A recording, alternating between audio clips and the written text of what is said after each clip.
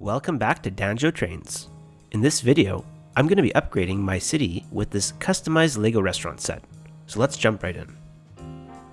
This set was officially called the Family Reunion Celebration and was released for the Year of the Dragon Spring Festival, but let's just call it a restaurant. I've had it for a while now, and it's been upgraded to a modular building on a half base plate so I can connect to other buildings in my city. At least, that was the plan. I wanted to connect it to Diagon Alley, but the restaurant has pieces of the roof that stick out, which makes it difficult to connect anywhere.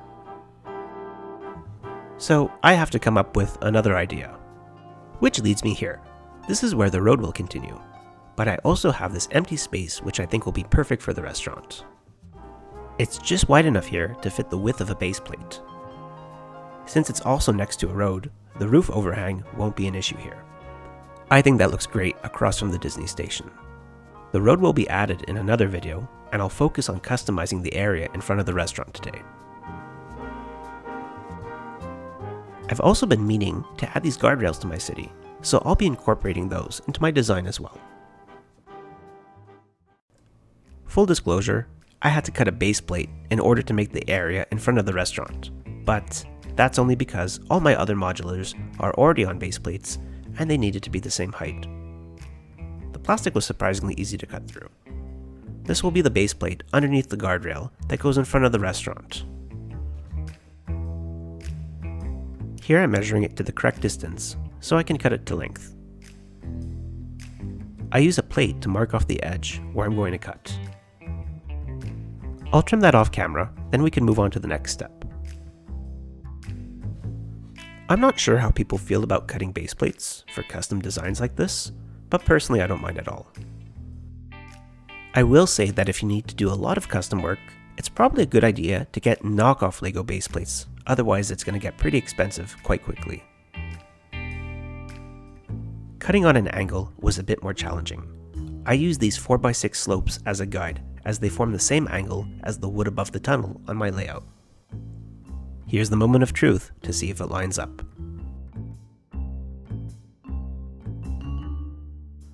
Very nice.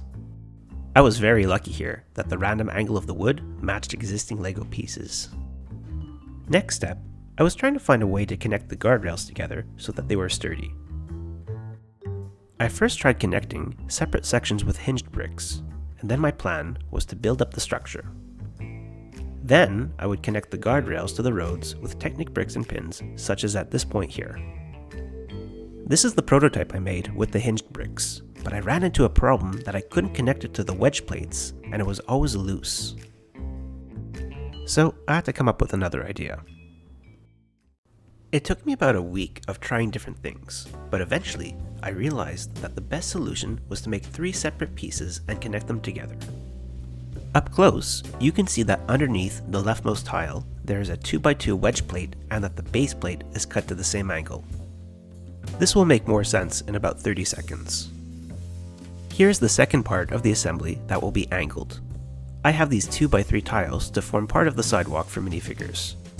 If we turn it around, you can see that I have these 3 1x1 bricks with axle holes, which will let us connect the assembly together. This corner was the hardest part to do. The brick underneath my thumb actually sticks out, which is why the previous assembly has the floating tile to hide it. And this is the final piece of the assembly that brings everything together. It took me a while to get this just right, but I'm very proud of the result. If we look at the side, these pins are actually LEGO bars, part of some 1x1 round plates that are built into the road. They're lined up so that they connect to the 1x1 bricks on the other part like so. Once attached, it's nice and sturdy. Now, I still have these gaps that I need to fill. These wedge plates here need to be replaced by this kind over here. They have the same angle, but you can see that the bottom wedge has some extra plastic to cover the empty spaces. Over here, there was a single stud that I struggled to cover, and I ended up using a trick by creating a pothole with a plant growing out of it.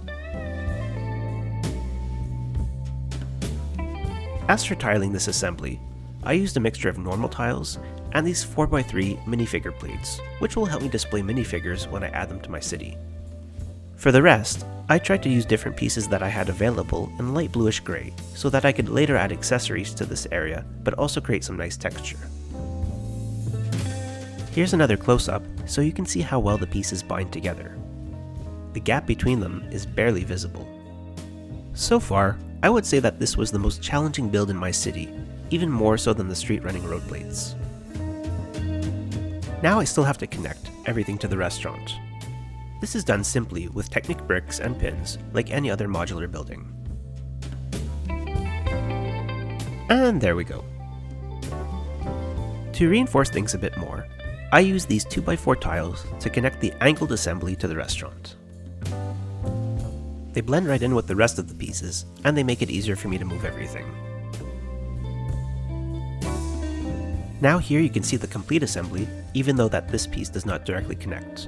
I still need to order a few parts in order to cover these gaps, so I won't be able to finish that today, but I can still tile the rest of this area. Here we go, it's time to speed tile. As always, this is definitely my favorite part, and I find it quite relaxing. But let me speed up the footage.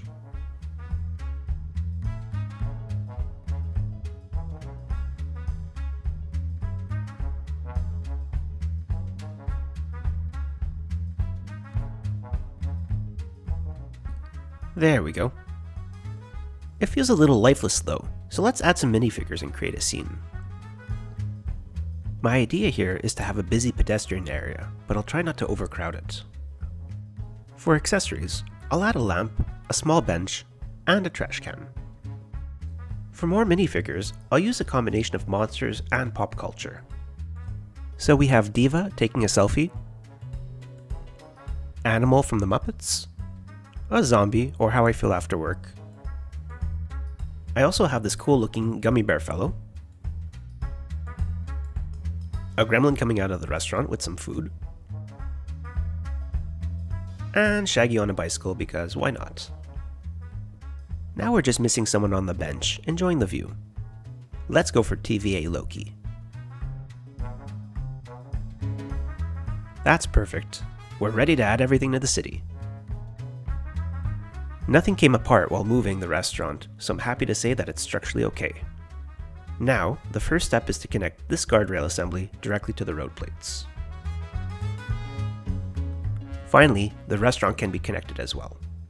While editing, I realized that I connected the pins in the wrong spot, so you can actually see the whole assembly is accidentally hanging over the edge.